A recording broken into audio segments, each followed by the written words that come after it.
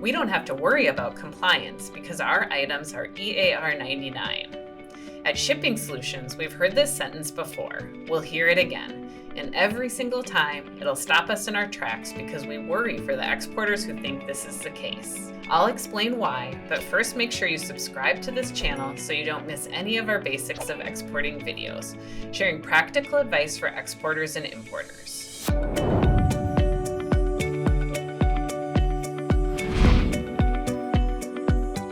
Classifying your items as EAR99 doesn't mean your export compliance worries are done. There is one line of the EAR99 definition that many less savvy exporters don't pay attention to. Exports of an EAR99 item to an embargoed country, an end user of concern, or in support of a prohibited end use may require an export license. End use and end user make a difference. Even though you've determined your goods are EAR99, you still need to follow 4 steps to ensure your export compliance. The U.S. Department of Commerce, State, and Treasury are just 3 of the government agencies that publish lists of people, companies, and other entities with whom there are restrictions on exporting, re-exporting, or transferring goods. All told, there are dozens of different lists called restricted party or denied party lists, and these lists could be updated at any time.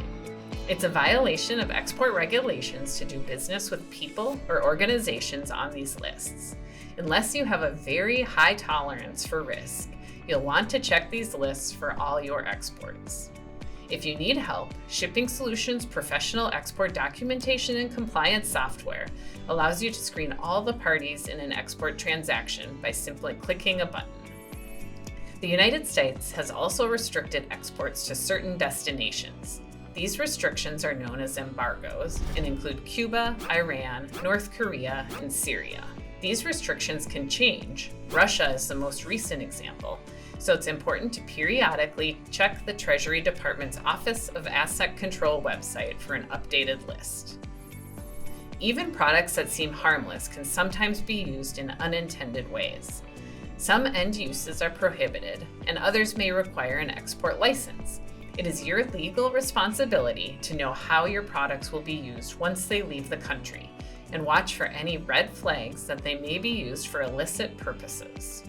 A red flag is defined by the EAR as any abnormal circumstances in a transaction that indicate that the export may be destined for an inappropriate end use, end user, or destination. If you have a bad gut feeling, a doubt, or even a question, that's a sign that you need to keep asking questions. Successful export companies have a written export compliance program in place. It provides a checklist of procedures that should be followed for every export, reducing the likelihood that something is missed. A written ECP also shows government agencies that your company takes your export controls commitment seriously.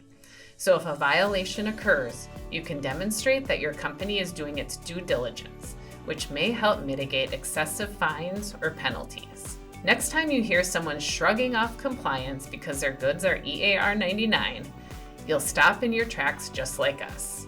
Share this video with them before they get in trouble for not understanding their export responsibilities.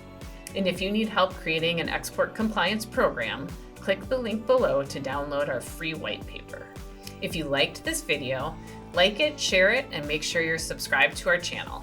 Watch for more videos sharing real practical advice about export documentation, compliance, and the latest changes affecting exporters. You'll also find hundreds of articles about every aspect of exporting on our blog, shippingsolutions.com/blog. You'll find a link below.